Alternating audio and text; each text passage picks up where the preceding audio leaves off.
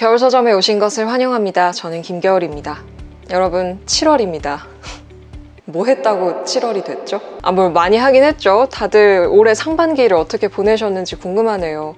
작년 2월에 벌써 코로나가 시작이 됐으니까 1년 반이 넘어가고 있는데 올해 초에 그런 생각을 했었거든요. 2021년도 정신없이 지나가겠구나. 그냥 정신 차려보면 하반기 되어 있고 그렇겠구나. 이런 생각을 했었는데 정말 그렇게 될 줄은 몰랐네요. 벌써 7월 초가 돼서 1월부터 6월까지 1년의 반을 떠나 보냈는데요. 그래서 오늘은 상반기에 읽은 책들 중에 무더기로 추천을 해보는 시간을 가져보도록 하겠습니다. 일단 제가 상반기에 읽은 책의 권수를 좀 세보니까요. 제가 읽을 때마다 리스트업을 했거든요.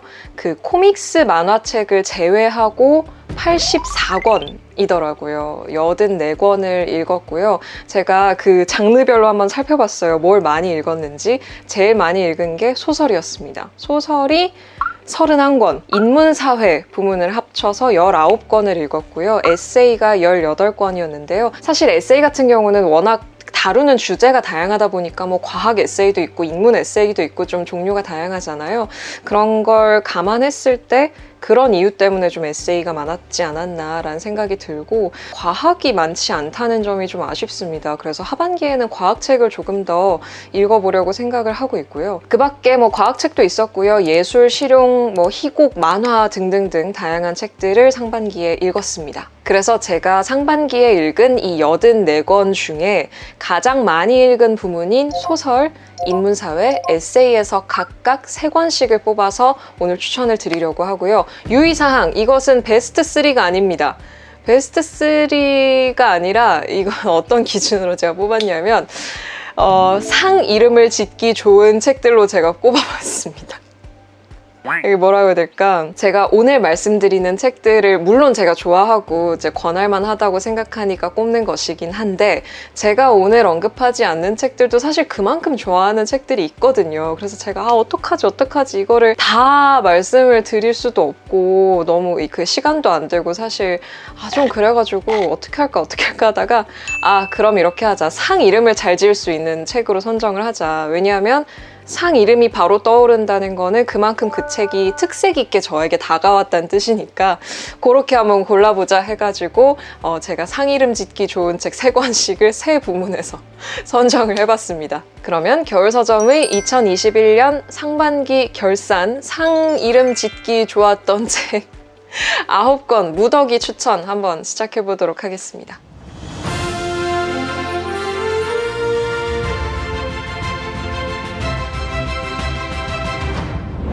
자, 일단 첫 번째 소설 부문입니다. 소설 부문의 3권을 골라봤는데요. 첫 번째 상은 내 취향 다 때려 박았상입니다. 정말 읽는데 이야 내가 좋아하는 게 여기 다 들어있네 이런 이제 소설 중에 골라봤는데요. 여기에 좀 다양한 후보작들이 있었어요. 근데 그 중에 단연 독보적인 이거는 나의 심장을 저격하는 이건 나를 위한 소설이다 이렇게 느꼈던 소설은 바로 미래로 가는 사람들입니다.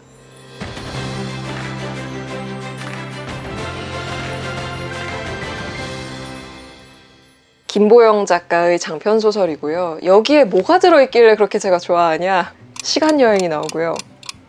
우주여행이 나오고요. 이게 자세히 말하면 스포일러가 되니까 약간 피해서 얘기하자면 시간여행을 굉장히 오랫동안 하는 인간이 나오거든요. 근데 그 인간이 너무 말하고 싶다.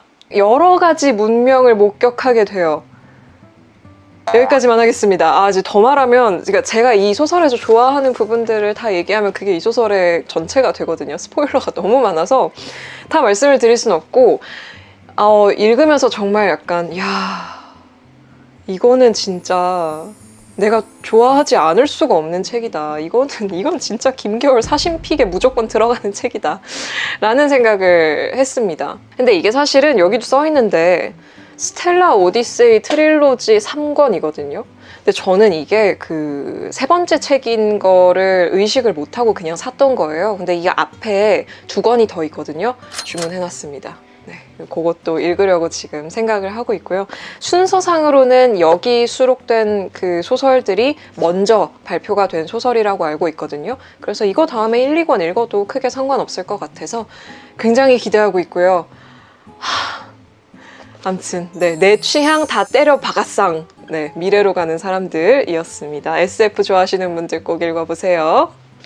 자, 다음 부문은 한 번 잡으면 못 놓겠상입니다. 한 번 손에 잡았을 때 끝까지 달려야 되는 그런 소설들 있잖아요.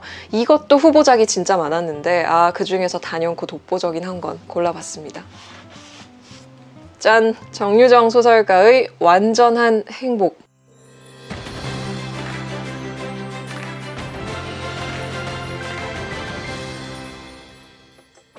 진짜 재밌어요. 진짜 이게 보기에는 엄청 두껍잖아요. 몇 페이지야? 520페이지가량 되거든요. 와, 근데 520페이지인데 이게 한번 시작하면 정말 이 520페이지라는 걸 까먹는, 정유정 소설가 책을 한 번이라도 읽어보셨다면, 특히 그 중에서 그 스릴러 장르의 책을 한 번이라도 읽어보셨다면 얼마나 그 압도적인 어떤 서사, 그 이야기를 끌고 가는 힘이 대단한지를 아마 아실 거예요. 근데 이 책 정말로 그 진가가 10분 발휘된 그런 책이고요. 정말 재밌습니다, 여러분. 정말 재밌어요. 뭐 말이 필요 없어. 이게 제가 첫 문장부터 진짜 대단하다는 생각을 했는데, 첫 문장이 뭔지 아세요? 엄마는 오리 먹이를 잘 만든다. 지우는 만드는 법을 잘 안다. 이게 오리 먹이겠어요? 정말. 그러면서 이제 오리 먹이를 만드는 방법을 상세하게 서술하면서 시작하거든요. 거기서부터 약간 오싹해지기 시작하면서 진짜 재밌습니다, 여러분. 진짜 재밌어요. 완전한 행복, 한 번 잡으면 못 놓겠상. 완전한 행복이었습니다. 자, 소설 부문 세 번째 책. 세 번째 책 상은 이걸 왜 이제 읽었상입니다. 왜 그런 책들 있잖아요. 되게 유명하고 사람들이 많이 알고 있고 많이 다루고 되게 유명한 작가의 책인데 나는 아직 안 읽은. 근데 그런 책이 저한테도 있거든요. 저한테도 있고 저뿐만이 아니라 정말 많은 다독가, 애독가 분들이 다 자기만의 그런 리스트들이 있어요. 되게 유명하고 언젠가 읽어야지라고 생각하지만 아직 못 읽은 그런 책들이 있는데, 제가 그런 책 중에 올해 이제 읽은 책들이 있을 거 아니에요? 그 중에 한 권이 이걸 내가 여태 안 읽었단 말이야. 내가 왜 이걸 안 읽었지? 이런 생각을 하게 만든 그런 책이었습니다. 바로 필립 로스의 울분입니다.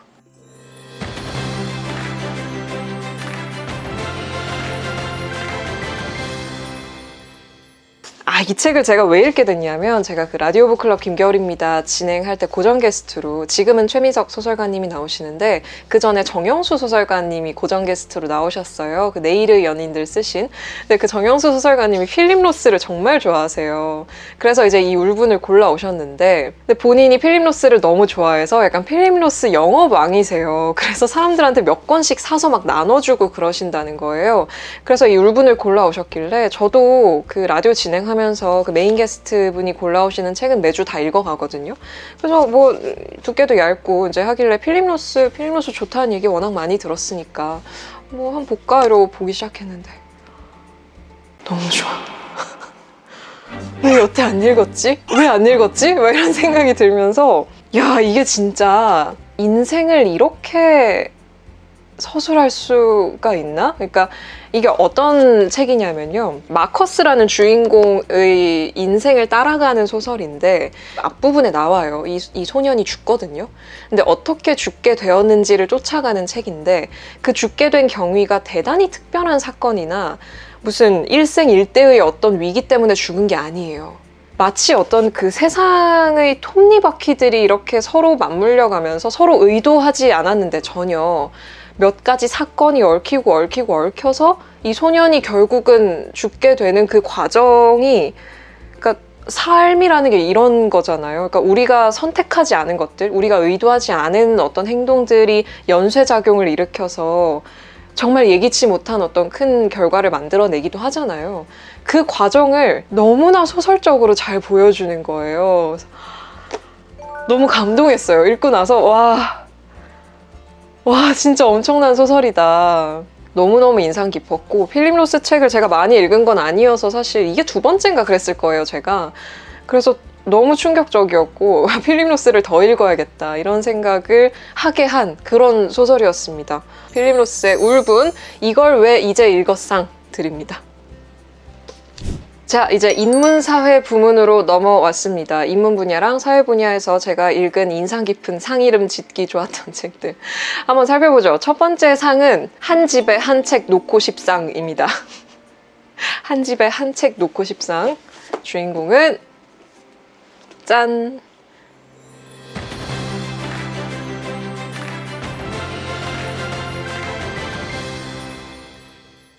제가 다뤘던 책이죠. 사이보그가 되다라는 김초엽 작가, 김원영 작가의 책이고요. 이 책에 대해서는 제가 엄청나게 찬사를 이미 한 바가 있죠. 그 아이카드 클릭하시면은 제가 걸어놓은 링크 보실 수 있습니다. 이건 제가 아예 영상을 하나 만들었을 정도로 너무너무 인상 깊게 읽은 책이었기 때문에 그 영상을 한번 보시면 좋을 것 같고요. 오늘 영상에서도 한 번 더 언급을 하고 싶었어요. 그 영상에서도 제가 그런 얘기를 했을 거예요. 아마 이건 집집마다 이거를 놔두고 싶다 막 이런 식의 얘기를 아마 했을 텐데, 한 집에 한 책 놓고 싶상, 사이보그가 되다 드립니다. 자세한 얘기는 영상에서 했으니까 오늘은 넘어갈게요. 아, 너무 좋은 책이죠. 자, 다음 상은 나만 찬양할 것 같상입니다.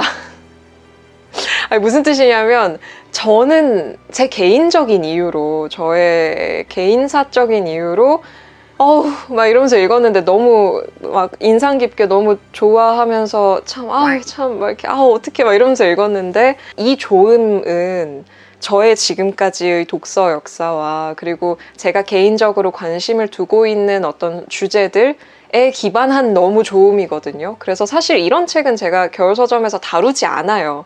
근데 제가 너무 좋아하는 책이기 때문에 이거를 영상으로 따로 만들진 않고 그냥 오늘 제목만 좀 보여드리고 싶었어요. 이거 제가 인스타그램에도 이건 아마 겨울서점에서 안 다룰 것 같다라고 사진을 올린 적이 있는데, 나만 찬양할 것 같상은 강유원 박사의 숨은 신을 찾아서라는 책이고요.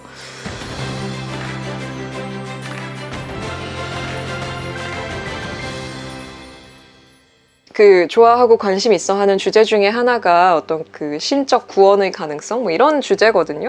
저는 종교가 따로 없는데 이제 종교에 대한 책을 읽거나 종교에 대한 뭔가를 이제 공부하거나 이런 걸 되게 재밌어 해요. 좋아하고. 그래서 이제 그런 소재 주제의 책들을 읽게 되는데, 이것도 그런 책 중에 한 권이고, 그리고 이제 제가 채널에서도 여러 번 강유원 박사의 책을 언급을 했었잖아요. 그러니까 저는 강유원 박사의 책을 20대 초반, 그러니까 고등학생 때부터 굉장히 오랜 시간 동안 읽어왔기 때문에 그 오래된 독자로서의 어떤 그 마음이 또 있어요. 그래서 그런 게 다 결합돼서 참 저에게 인상 깊게 남은 책이었는데, 그렇기 때문에 겨울서점에서는 다루기가 좀 어려운 책인 거예요. 하지만 네, 제가 너무 인상 깊게 읽은 책이기 때문에 언급은 한번 하고 싶어서, 네, 숨은 신을 찾아서라는 책이고요. 부제는 신념 체계와 삶의 방식에 관한 성찰 이렇게 되어 있는데, 사실은 이 어떤 기독교적 구원에 대한 책이에요. 네, 굉장히 인상 깊게 읽었다. 이 강유원 박사가 이 약간 뭐라고 해야 될까? 제가 그 인스타그램 글 쓸 때는 몸부림친다라는 표현을 썼는데요. 그 모습이 참, 네, 여러 가지 생각이 들었습니다. 아무튼 네, 제가 좋아하는 저자의 좋아하는 책, 관심 이미 가시면 읽어보세요. 저는 이거랑 이제 이승우 소설가의 소설을 좀 읽기 시작했는데 약간 눈물을 흘리면서 읽고 있거든요. 너무 좋아가지고. 제가 너무 좋아할 것 같아서 좀 밀어놨던 사실 작가인데, 눈물을 줄줄 흘리면서 읽고 있고, 저랑 취향이 비슷하시면 모르겠습니다. 한 번 정도 보실 수도 있을 만한 책일 수도 있지 않을까. 아무튼 네, 나만 찬양할 것 같상은 숨은 신을 찾아서였다. 자, 다음 책은 은근 도움돼 상입니다. 살면서 은근 생각나고 도움되는 책이라는 생각이 들어서 좀 골라봤는데요. 이 은근 도움돼 상의 주인공은 바로 가장 단호한 행복입니다.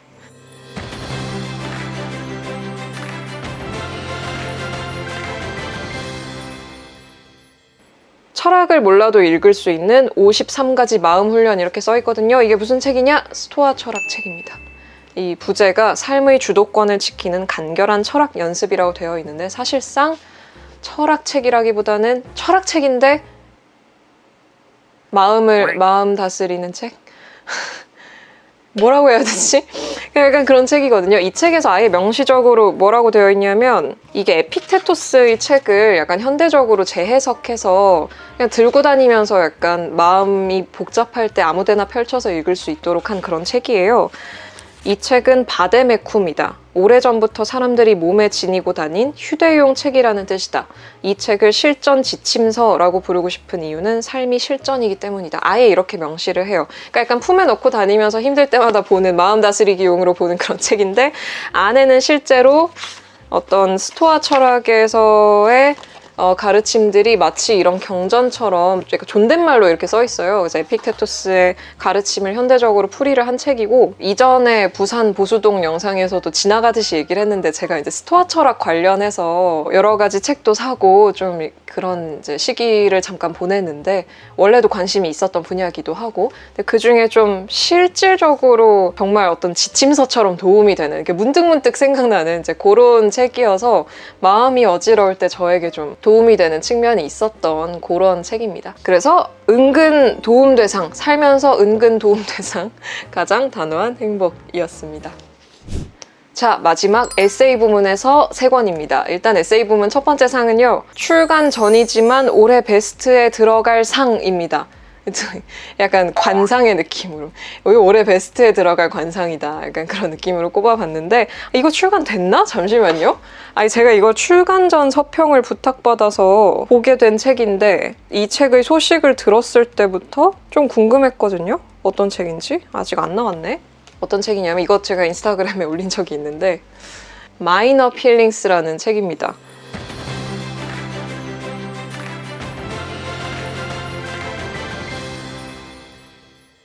이거는 제가 아마 이제 올해 연말 결산을 할 때 이제 저만의 베스트를 이제 꼽을 거 아니에요. 그걸 영상으로 만들지 안 만들지 모르겠는데 올해는 이 책이 참 좋았다 이런 생각을 할 때 아마 이 책이 들어갈 것 같아요. 지금 출간 전이긴 한데 이거는 이제 아시안 여성으로서 미국에서 시를 쓰는 시인이자 뭐 교수이자 캐시 바콩이라는 저자가 쓴 에세이인데요. 미국 사회에서 아시안 여성으로서 또 시를 쓰는 사람으로서 느끼는 어떤 혼란들을 아주 세심하고 정교하게 하지만 독자들을 설득하면서 그 밸런스가 맞는 지점을 너무너무 잘 찾아서 마음을 되게 움직이는 그런 책이에요. 그러니까 이거 어떻게 설명해야 되지? 그러니까 예를 들어서 그런 수기들이 많잖아요. 어떤 소수자로서의 수기를 우리가 다양한 책에서 읽어볼 수 있는데 이 마이너 필링스의 경우에 참 좋았던 게 이 캐시 바콩이 시를 쓰는 사람이잖아요. 그렇다 보니까 시를 쓰는 데 있어서의 어떤 그 창작자로서의 고민, 그러니까 아시안 여성이기 때문에 아시안에 대한 이야기, 정체성이 시에 표현이 돼야 된다, 안 돼야 된다. 자신이 대학을 다니면서 어떤 기회나 어떤 사람들의 대우에 대해서 의식을 해야 된다, 안 해야 된다. 교수로서도 자기 빼고 다 뭐 백인 남성이라고 해도 그걸 표현을 해야 된다, 안 해야 된다. 이 사이에서 정말 그 무수한 어떤 마음의 갈등이 있잖아요. 그런 갈등을 느끼는 것이 소수자의 사실 특성이랄까? 그 소수자에게 주어진 어떤 그 짐이라고 할 수 있는데 그런 부분들을 아주 솔직하게 이야기를 하고 그러면서도 이걸 그냥 되게 피상적으로 나는 기분이 나빴다 이런 정도가 아니라 아주 세심하게 깊이 들어가서 이걸 깊이 있게 고찰을 해보는 그 고찰의 수준이 되게 인상적으로 남아서 참 좋다. 어떻게 이렇게 쓸까? 막 이런 생각이 드는 그런 책이었어요. 그래서 마이너 필링스 출간을 저도 기다리고 있고요. 어떤 표지로 어떻게 출간이 될지 너무 궁금하거든요. 정말 인상 깊게 읽은 그런 책이었습니다. 자, 에세이 부문 다음 상은요. 듣던 대로 너무 좋았상입니다. 그 약간 이걸 왜 이제 읽었상이랑 비슷한데 그것보다 조금 더 이제 신간이기는 해요. 듣던 대로 너무 좋았상. 그 정말 주변 사람들이 그리고 정말 많은 그 애독가들이 너무너무 좋은 책이라고 해서 기대를 엄청 하고 있었는데 읽어보니까 실제로 듣던 대로 너무 좋았다 라는 느낌이 들었던 책인데요. 바로 짜잔!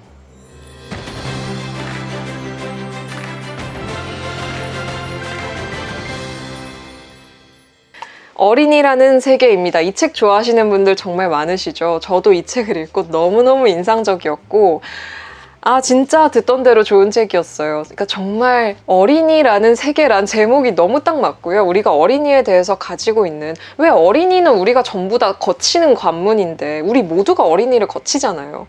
근데 왜 이렇게 다 어린이에 대한 편견이 있을까? 우리가 잘 기억을 못해서 그런 걸까요? 어린이들이 이럴 것이다 라는 막연한 편견을 우리가 가지고 있는 경우가 많은데 이 책을 읽으면 정말 그렇지. 사실은 그런 편견이 사실이 아니지. 어린이들에 대해서 우리가 막연하게 가지고 있는 이미지는 그냥 이미지구나. 이 아이들의 실제, 한 명 한 명이 다 인간들이고 이 아이들의 실제 생활은 이렇지. 그치. 이런 걸 알게 되면서 반성하게 되는 지점도 있고요. 좀 막 미소가 지어지는 지점도 있고, 정말 이 작가분이 어떻게 이렇게 세심하게 이런 순간들을 기록을 탁 해냈을까 싶은 이제 에피소드들도 있고요. 정말 주변에서 그렇게 좋다 했던 이유가 뭔지를 너무 알겠는 거예요, 읽는데.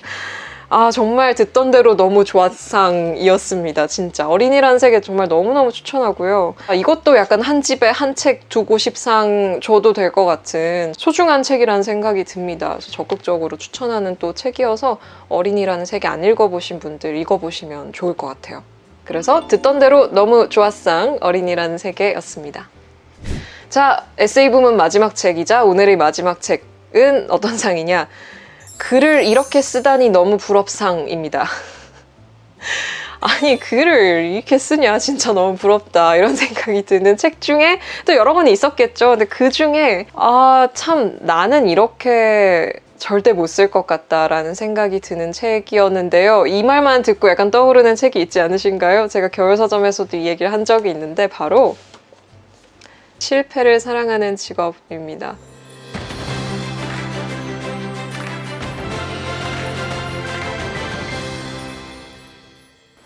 요조 작가님 책이고요. 제가 요조 작가님 모시고 그 체크메이트에서도 그 얘기 했었거든요. 이런 글은 절대 저는 쓸 수 없을 것 같다고 해서 너무 부러웠다고 제가 약간 진심의 부러움을 요조님께 토로하는 그 장면이 있는데 진짜 읽으면서 너무 부러운 거예요. 나는 이런 글을 못 쓰거든. 근데 물론 이제 요조님도 그때 똑같이 요조님은 이제 제가 쓰는 그런 글을 못 쓸 거다라고 서로 약간 부러워하는 분위기가 됐었는데, 그러니까 이게 참 어떻게 이런 글을 쓸까? 이런 산문을 쓸 수 있는 사람이라는 게 너무 부럽다 이런 생각이 들었거든요. 그러니까 그 요조님만의 표현이 있어요. 예를 들어서 이 서문에 보면 이 책의 제목의 영감이 된 그 시가 있거든요. 근데 그 시에 대해서 이제 이 시가 뒤에 등장할 거다라는 그 이야기를 괄호 속에 하는데 어떻게 쓰실 것 같으세요? 이 제목을 짓게 해준 그 박연준 시인의 시가 있는데 그 책은 책을 읽다 보면 전문이 등장할 거다. 전문을 보게 될 거다. 이런 이제 문장을 써야 돼요. 어떻게 쓰실 것 같으세요? 사람마다 문장이 다 다른 문장이 나올 텐데 저는 이런 게 너무 좋은 거예요. 시의 전문은 책을 조금만 읽다 보면 늠름하게 등장할 것이다. 여기서의 이 늠름하게 이런 표현 있잖아요. 이것뿐만이 아니라 정말 좋은 표현이다라고 느껴지는 그 문장들이 책 곳곳에 정말 많고 여기에 그것도 실려 있는데 그 시에 대해서 쓴 글이 있어요. 시는 언제나 어렵고 그것은 나에게 아주 쉬운 일이다. 이런 글이 있는데 제목부터 너무 좋지 않아요? 진짜. 시는 언제나 어렵고 그것은 나에게 아주 쉬운 일이다라는 글이 있는데 이건 글 전체가 너무 좋거든요. 이 글은 사실 그 리터에 누가 시를 읽는가라는 그 특집이 있었어요. 이제 거기에 저도 참여를 해서 가나다 순으로 이제 배열이 돼서 제 글이 첫 번째 글로 들어갔었거든요. 그 리터라는 미음사의 문예지가 있는데 거기에 이제 같이 참여를 했던 여러 작가들 중에 요조 작가님도 계셨고 그때 리터에 실었던 글이 이 글이에요. 그때 그 글을 읽으면서 진짜 너무 부럽다. 정말 이 사람은 내가 가지지 못한 글쓰기 능력을 보유하고 있다. 정말 너무 부럽다 이런 생각을 했었거든요. 그 생각을 이 책을 읽는 내내 했습니다. 진짜 부럽습니다, 요조님. 진짜로. 근데 물론 이제 사람마다 글쓰기 방식은 다 다르고 그래 스타일도 다르고 표현하는 뭐 내용 방식, 표현하고자 하는 뭐 심상 이런 게 다 다를 테니까 당연히 뭐 같은 글을 쓸 수는 없겠죠. 근데 저도 제 나름의 어떤 표현 방식이 있는 거고 그걸 좋아하시는 분들도 분명히 계신데 그냥 어떤 동료 작가로서 참 읽으면서 참 부러웠다. 어떤 그 포착하는 눈빛이나 표현 방식이나 이런 게 참 부럽고 좋았다. 네, 그래서 글을 이렇게 쓰다니 너무 부럽상 으로 실패를 사랑하는 직업을 꼽겠습니다. 자, 이렇게 해서 겨울서점 상반기 결산 9권 무더기 추천을 한번 해봤는데 어떻게 보셨는지 모르겠네요. 말씀드렸듯이 이 밖에도 좋은 책들 정말 많았는데 제가 차근차근 이거 이렇게 곳간에 놔뒀다가 또 하반기에 우리가 만나게 되면 하나하나씩 또 그때그때 풀어놓도록 하겠습니다. 제가 왜 이렇게 얘기하느냐? 제가 좀 있으면 휴방을 하게 될 것이기 때문인데요. 휴방공지 조만간 올릴 테니까 조금만 기다려주세요. 이 휴방공지에서도 추천하는 책이 있으니까 휴방공지도 기대해 주시고요. 제가 상반기에 80권이 넘는 책을 읽었지만 사실 매일같이 정말 많은 책이 쏟아져 나오고 저도 읽으려고 제 책상 보셨죠? 책상에 있는 책들 보셨죠? 그거 다 제가 읽으려고 놔둔 책, 읽고 있는 책 막 무더기거든요. 아, 거기도 좋은 책들이 진짜 많은데 최대한 열심히 읽는다고 읽었는데도 80 몇 권밖에 못 읽으니까 더 읽을 수 있으면 더 후보들이 정말 많은데 막 어떡하지 이런 생각을 사실 늘 하거든요. 그러니까 제가 오늘 보여드린 책 말고도 많은 책들에 관심 가져주시고 또 온라인 서점이나 이런 데서 이렇게 그냥 약간 산보하듯이 여기저기 한번 클릭도 해보시고 구경도 해보시고 연관 도서들도 뜨잖아요. 그런 도서들도 좀 탐험을 해보시고 하셨으면 좋겠습니다. 그 동네 서점이나 대형 서점에 가서 우연히 발견하는 그 책의 즐거움이 또 있는데 확진자가 너무 많아서 제가 이렇게 서점 가서 이렇게 발견해 보시라라는 말을 함부로 참 드리기가 어렵네요. 좀 슬프다. 도서관도 사실 너무너무 좋은 책을 발견하기 너무 좋은 장소거든요. 근데 가서 뭐 만져보지 않더라도 한번 이렇게 구경이라도 해보시는 것도 위험한가? 어쨌든 제가 늘 겨울서점에서 다루는 책 외에도 너무너무 좋은 책들이 많으니까 꼭 한번 탐험을 해보셨으면 좋겠고요. 오늘 영상은 이렇게 마무리하도록 하겠습니다. 오늘도 와주셔서 감사합니다. 우리는 다음 영상에서 만나기로 해요. 또 오세요. 안녕.